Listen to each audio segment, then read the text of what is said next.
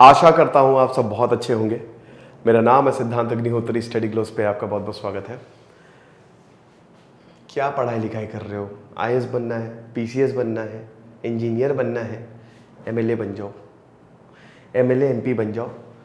कसम बता रहा हूँ, बहुत पैसा कमाओगे। लोग पैसा कमाए ना कमाए, एमएलए बनो।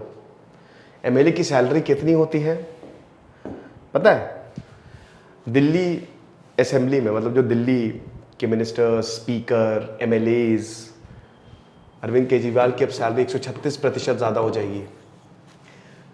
यहाँ पे सदन में बोला गया है कि दिल्ली की सैलरी 12,000 रुपये है, एमएलए की सैलरी 12,000 रुपये है।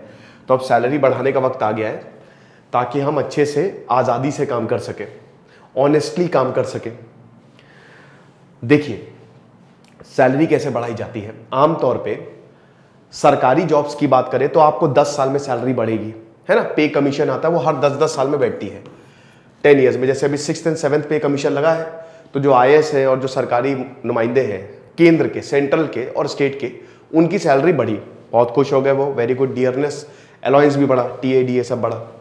टीए तो खैर ट्रैवल अलाउंस हो गया, डीए तो आप 12,000 रुपए है। अगर पॉलिटिशियंस की बात करें तो जो, जैसे मान लीजिए कि स्टेट टू स्टेट वेरी करती है। एमएलए क्या हो गया? मेंबर ऑफ लेजिस्लेटिव असेंबली, चाचा विधायक है हमारे, विधायक जी, ये होता है एक एमएलए, ठीक है, जो कि एक पर्टिकुलर कंस्टिट्यूएंसी से चुना जाता है। जब पार्लियामेंट के इलेक्शंस होते हैं तो पूरे देश को कंस्टिट्यूएंसी में बांटा जाता है। जब राज्यों के इलेक्शन होते हैं तो पूरे राज्य को कंस्टिट्यूएंसी में बांटा जाता है। तो हर एक पर्टिकुलर कंस्टिट्यूएंसी का एक एमएलए होता है। अब आमतौर पे एक अगर एवरेज निकाले पूरे देश का तो 2 लाख, हर 2 लाख पे एक एमएलए होता है, हर 2 लाख वोटर्स पे एक एमएलए चुना जाता है। लेकिन ये स्टेट टू स्टेट वेरी करते हैं। जैसे अगर आप गोवा की बात करें या अगर आप अरुणाचल प्रदेश की बात करें तो वहां पे 20,000 पे एक एमएलए है। वहीं अगर यूपी, गुजरात ऐसे बड़े राज्यों की बात करें तो 3-4 लाख पे एमएलए है, एक एमएलए है। तो वो स्टेट टू स्टेट वेरी करता है। तो इसमें basically state to state vary करता है, तो स्टेट टू स्टेट सैलरी भी वेरी करती है। महाराष्ट्र का एक एमएलए दिल्ली के एमएलए से बहुत ज्यादा कमाएगा, बिल्कुल। State to state salary vary करती है। अब ये सैलरी बढ़ाएगा कौन? ये खुद ही बढ़ाते हैं। बिल्कुल सही सुना आपने। एक कमीशन बैठाई जाती है सैलरी के लिए, वो बताती है इतनी सैलरी देनी होगी, और उसके बाद सिंपल सा एक लॉ लाया जाता है जिसको पास करा दिया जाता है और सैलरी बढ़ जाती है। दिल्ली में यही हो रहा है।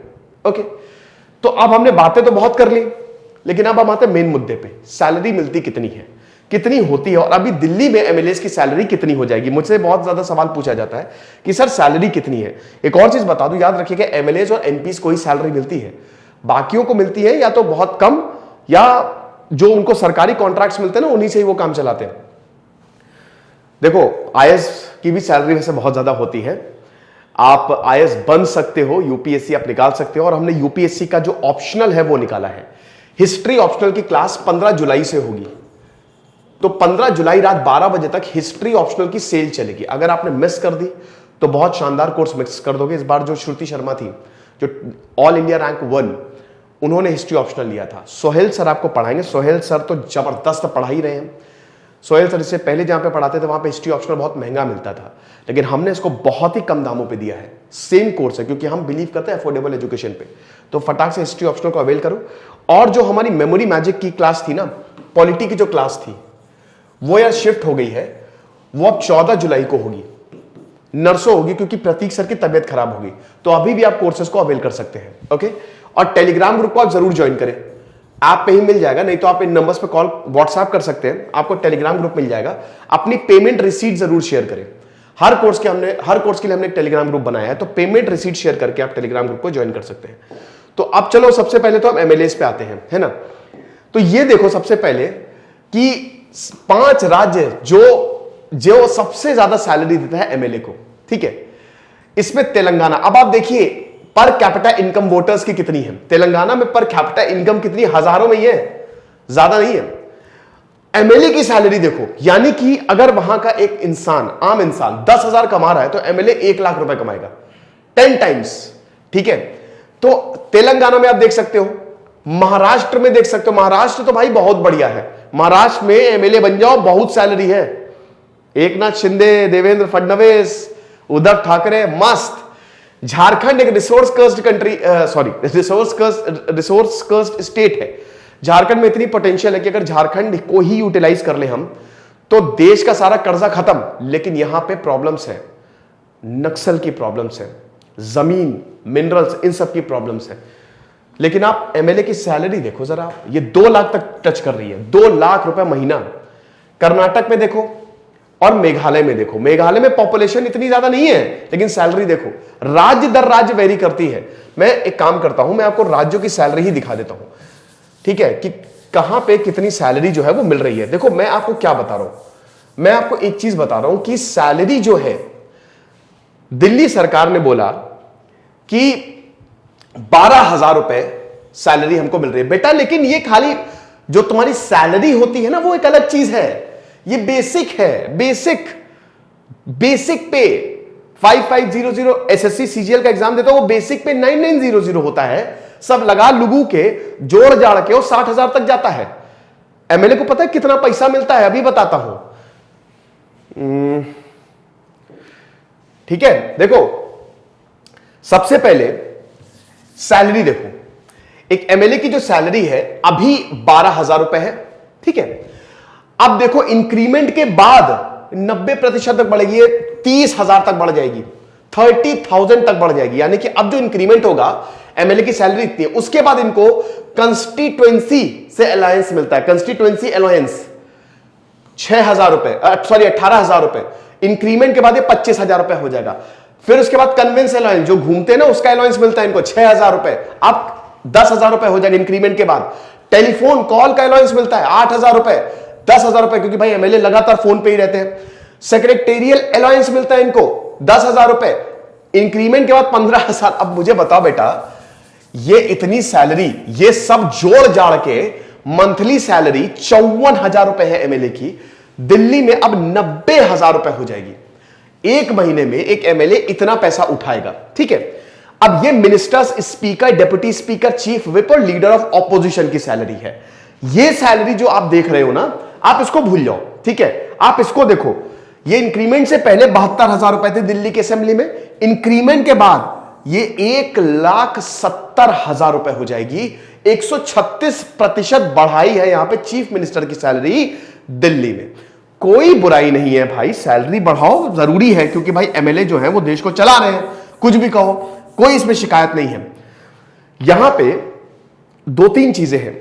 सबसे पहले सैलरी इतनी है, ये सिर्फ सैलरी है बेटा। एक स्टेट की बात करते हैं, महाराष्ट्र की चलो बात करते हैं, सिर्फ सैलरी है। मेडिकल ट्रीटमेंट मिलता है पूरे परिवार को, आई गेस 3 लाख तक का कवर मिलता है। 15,000 के रेलवे कूपन्स मिलते हैं। महाराष्ट्र में तो दोस्तों, अगर आप महाराष्ट्र के अंदर हो तो 32 बार आप फ्लाइट से ट्रैवल कर सकते हो, 8 बार पूरे देश में ट्रैवल कर सकते हो। उसके बाद आपको 20 से 25,000 रुपए तक घर मिलता है। 20 से 25,000 रुपए किराए का आप घर ले सकते हो, बढ़िया, फुली फर्निश्ड। आपको कार मिलती है, ड्राइवर सहित कार मिलती है आपको, सरकारी कार, या अगर आपकी है तो आप भी रख सकते हो, उसका भी आपको पैसा मिलेगा। एमएलए काम करता है तो 2 डेटा एंट्री ऑपरेटर्स भी रख सकता है वो सैलरी के बाद, प्लस उसको डेली अलाउंस भी मिलता है। समझ रहे हो? तो ये सब जोड़ लो ना, 3.5-4 इतनी सैलरी जाती है। समझ रहे हो? तो कहने का मतलब ये है कि ये सैलरी तो है, बाकी जितना कुछ इनको ऊपर से मिल रहा है वो बहुत है। अब सैलरी मिलनी भी चाहिए, क्यों नहीं मिलनी चाहिए भाई, देश को चला रहे हैं। ये राज्य वाइज है, देख लो। तेलंगाना में 2,75,000 रुपए, और जो मैंने बताया वो अलग है, वो अलग, उसको जोड़िए आप। तेलंगाना में सैलरी 2,75,000 रुपए, महाराष्ट्र में 2,30,000 रुपए, कर्नाटक में 2,05,000 रुपए। आप देखो सबसे कम 35,000 रुपए नागालैंड में, त्रिपुरा में 48,000 रुपए, बिहार में 40,000। हाय रे बिहार में 40,000 रुपए मिल रहे, सिक्किम में 52,000 रुपए। देखिए रिच स्टेट्स, जरूरी नहीं है कि जो रिच स्टेट्स हैं उनमें सैलरी ज्यादा हो, ठीक है। अब जैसे आप यहां पे उत्तर प्रदेश में देखो 1,87,000 रुपए। उत्तर प्रदेश कोई बहुत अमीर राज्य तो है नहीं। सिक्किम देखो, सिक्किम बहुत अमीर राज्य है, लेकिन यहां पे 52,000 रुपए मिलते हैं, ठीक है। इधर दिल्ली में अभी 90,000 रुपए हो जाएगी। किधर से, गोवा 1,70,000 रुपए के करीब है, पॉपुलेशन कम है। मिजोरम बहुत अमीर राज्य नहीं है, पॉपुलेशन भी कम है, बट स्टिल वहां पे 1.5 लाख रुपए मिलता है। मेघालय में भी 2,02,000 के करीब रुपए मिलता है। तो आप देख रहे हो ये राज्य वाइज है कि कितनी किसकी कितनी सैलरी होगी। बाकी आप देखो, rich state need not mean rich legislators. जरूरी नहीं कि कोई बहुत अमीर स्टेट हो तो उसकी जो लेजिस्लेचर है यानी कि जो एमएलए उनको भी बहुत, गोवा में 44,000 रुपए, यानी कि गोवा एक अच्छा खासा अमीर स्टेट है। गोवा में पर कैपिटा इनकम एक आदमी जो है लगभग महीने में का 44,000 रुपए कमा रहा है, लेकिन उसकी एमएलए की सैलरी 1,70,000 के करीब है। अगर कंपैरिजन करो तो ठीक है। सिक्किम में देखो 40,000, भाई सिक्किम बहुत अमीर राज्य है, पहला ऑर्गेनिक स्टेट, बट सैलरी यहां पे एमएलए की सबसे कम है 52,000।